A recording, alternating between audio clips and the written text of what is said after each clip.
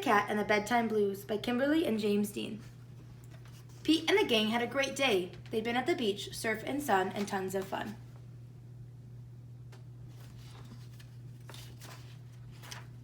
But when the sun went down, they didn't want the fun to end. Pete had an idea.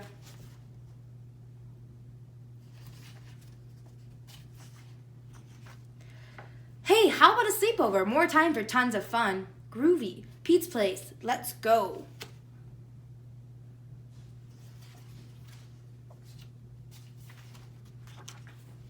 The party was far out, but they knew they couldn't stay up all night. The gang decided it was time to say goodnight.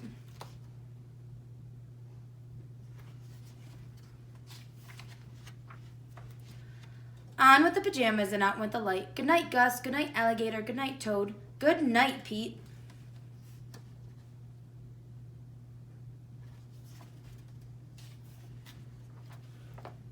Pete was just about to catch some Z's when clap, clap, clap. Who did that? Pete asked. It was me, said Grumpy Toad. I don't want to go to bed. I want to clap instead. Pete covered his head.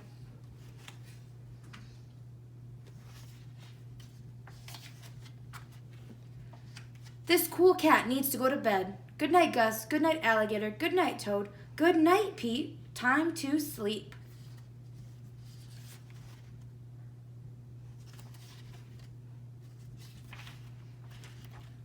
Pete tried again to catch some Z's when rat-a-tat-tat. Who did that? Pete asked. It was me, said Gus the Platypus. I don't want to go to bed. I want to jam instead. Pete covered his head. This cool cat needs to go to bed. Time to sleep.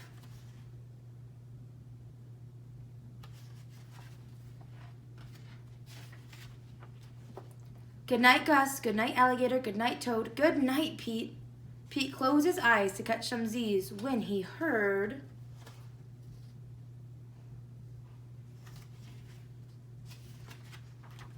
Munch, munch, munch.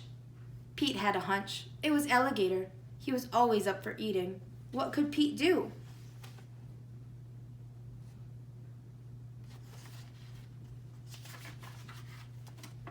All the clapping, rat-a-tatting, and munching was giving him the bedtime blues. Pete had a groovy idea.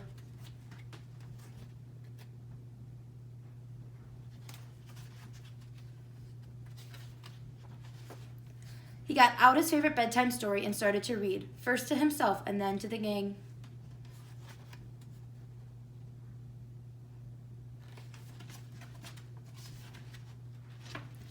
Pete noticed it was finally quiet. No more clapping, no more rat-a-tat-tatting, and no more munching.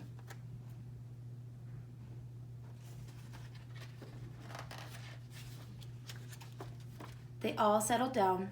No one made a sound.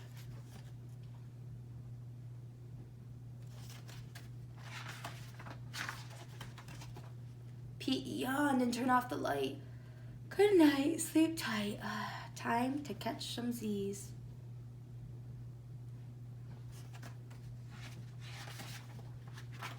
Tomorrow was another day for surfing, sun, and tons of fun. The end.